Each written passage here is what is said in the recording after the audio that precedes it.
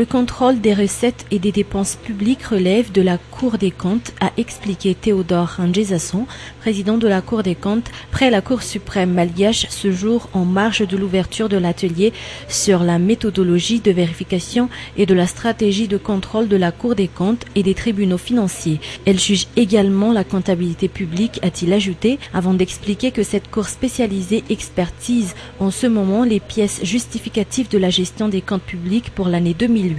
Selon les propos émanant du ministre de la Justice Christine Razanamassou, le régime transitoire priorise en ce temps la restriction budgétaire visant à mettre en place une gestion saine et transparente des deniers publics. L'objet de l'atelier de travail organisé pendant 2 jours à l'École nationale de la magistrature et des greffes vise ainsi à améliorer les tâches et attributions confiées à la Cour des comptes et à ramener la confiance des justiciables en la justice.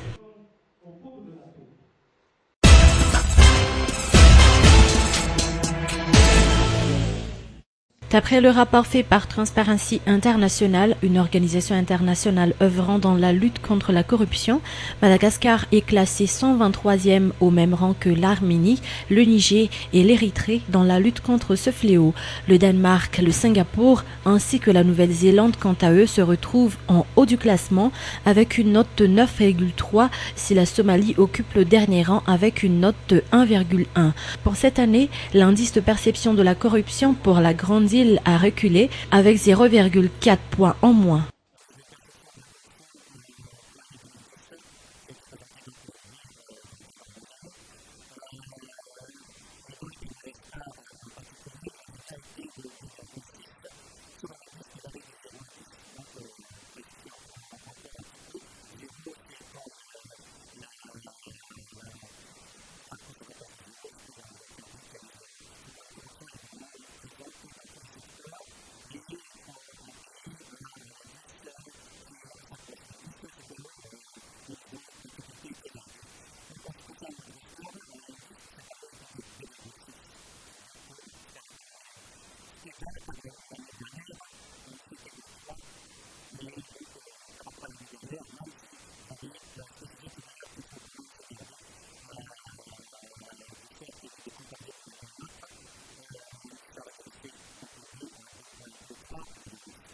L'enquête permettant à Transparency International de dresser ce rapport a été réalisée entre janvier 2009 et septembre 2010. On sait que la corruption est surtout visible dans la gestion financière des collectivités décentralisées telles les communes. Les gendarmes sont également considérés comme étant les plus corrompus.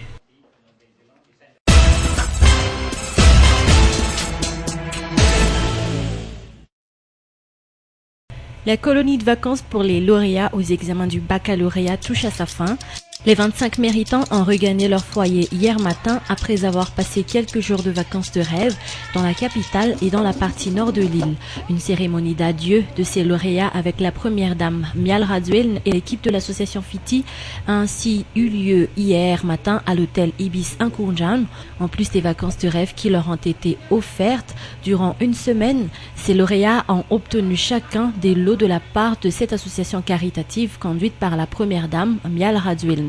Ainsi, Maëfassan de la région Alojamangour, Linda de la région Bouigne, Micheline de la région Diana, Fidela de la région Sava, Julien de la région Sofia ainsi que Ant, issu de la région Analamang, classés lauréats des lauréats, ont obtenu chacun un netbook, un desktop, une connexion internet et une recharge de la part d'Orange Madagascar, ainsi qu'un pack offert par le ministère du Tourisme.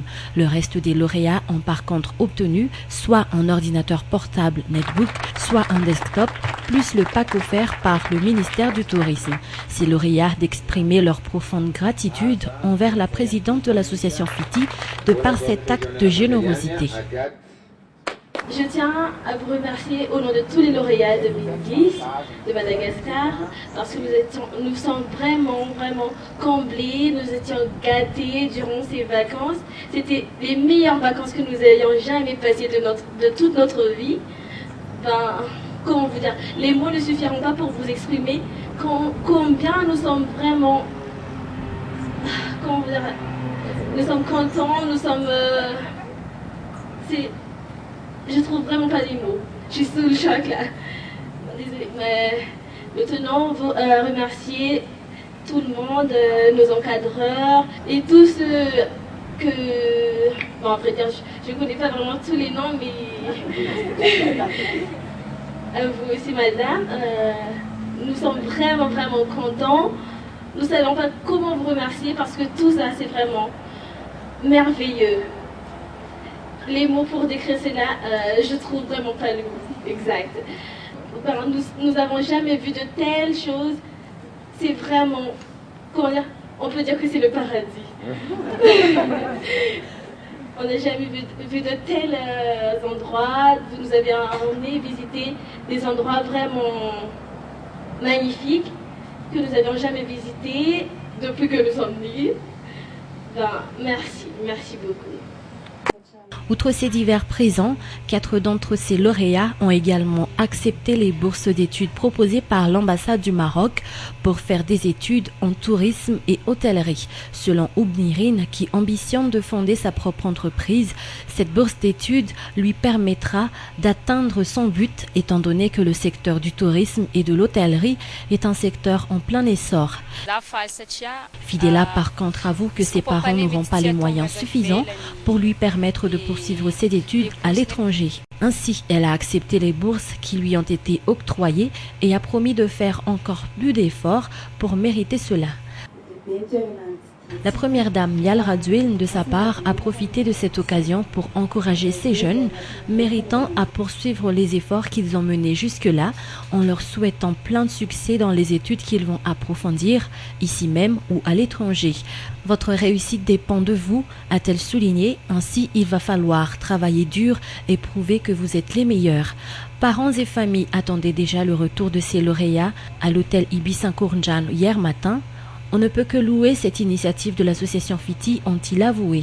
Ce geste signifie beaucoup pour ces jeunes, mais surtout pour nous, les parents. En effet, cela nous encourage à investir encore plus d'efforts afin que nos enfants puissent être les meilleurs, ont-ils ajouté.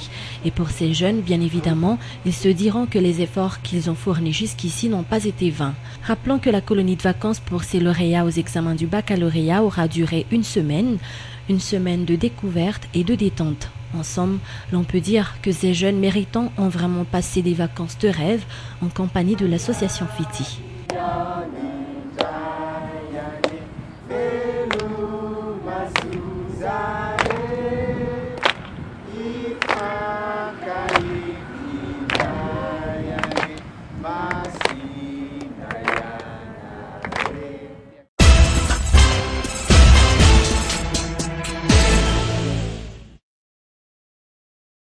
À l'issue de plusieurs travaux de recherche dans le cadre de trouver un complément alimentaire susceptible de sauver des enfants de la famine durant la période de soudure, les chercheurs malgaches ont réussi à mettre sur pied Pumplidose, complément alimentaire qui sera pris par les enfants qui pourront ne pas supporter les conséquences d'une insuffisance alimentaire ou d'une malnutrition.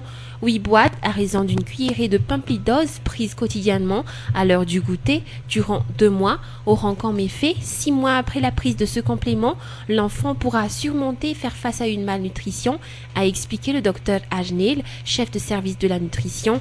Ce complément Pumplidose a été testé dans la région de Fianarantsoa et a connu un succès.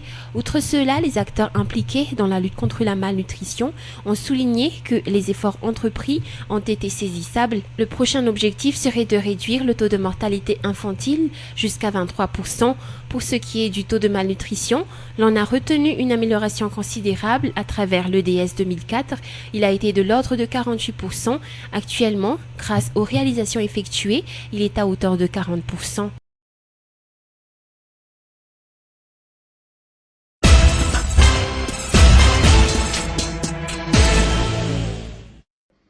Trois chefs de clinique et 34 internes qualifiants vont pouvoir effectuer leur spécialisation en France et à La Réunion pour une année, grâce à la prise en charge de l'État au niveau de leurs déplacements. En effet, l'État, à travers le ministère de la Santé, a accordé 138 millions d'ariars pour leurs billets aller-retour.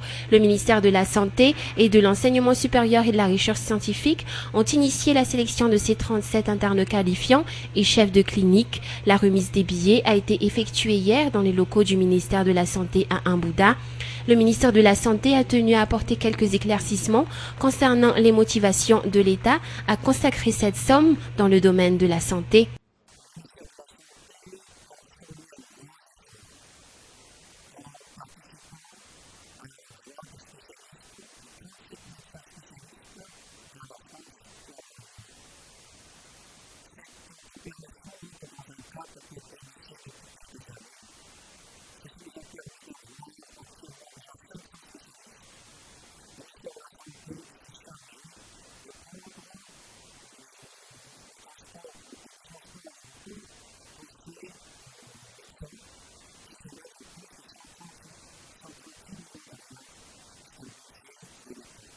Rappelons que l'on compte actuellement, depuis 1995, 500 spécialistes de nationalité malagasy qui ont effectué leur spécialisation à l'extérieur.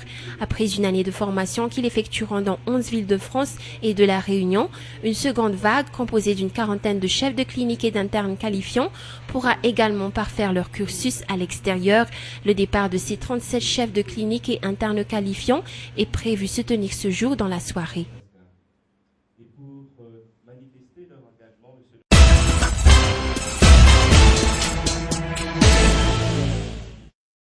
Toujours dans le cadre de la célébration du 35e anniversaire de la société Jirama, 2032 employés les plus méritants au sein de cette société ont reçu des décorations honorifiques ce jour au stade couvert de Mahamassen. Rappelons qu'actuellement, plus de 300 communes ont pu recevoir une couverture en électricité et en eau grâce aux réalisations de la Jirama dans toute l'île. À cet effet, il reste encore du chemin pour aboutir à une couverture totale. La société Jirama rencontrait bien des problèmes en 2005 et en 2008 à cause de l'échec du contrat de gestion. Actuellement, pourtant, la société se redresse et continue l'atteinte de son objectif, celui d'offrir une couverture totale. Le directeur général de la Jirama, Désiré Racidi, a rappelé la différence entre la gestion faite par des Malgaches et des étrangers au sein de cette société. Une occasion pour ce responsable de rappeler également que la Jirama entre actuellement dans l'application et le suivi des nouvelles technologies. Jirama travaille aussi avec d'autres entreprises privées. Elles sont au nombre de 16 actuellement. La coopération se fait surtout dans le cadre d'une couverture en eau et en électricité dans les zones les plus enclavées. Je crois que la Jirama n'a pas honte de ses 35 ans. C'est vrai qu'il y a eu des moments difficiles, mais il y a eu aussi des vraies réussites.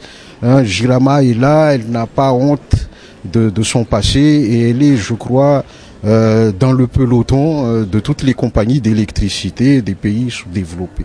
Nous avons toute la technicité qu'il faut. C'est vrai que de temps en temps, compte tenu des conditions inhérentes à ce pays, on a eu des problèmes de moyens et de ressources.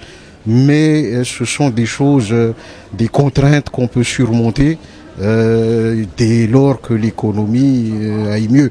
Mais sinon, on est confiant et on est prêt à affronter l'avenir. Parmi les 2032 employés qui ont été décorés ce jour, 16 d'entre eux ont été décorés commandeurs de l'ordre national et 718 ont obtenu la médaille de bronze.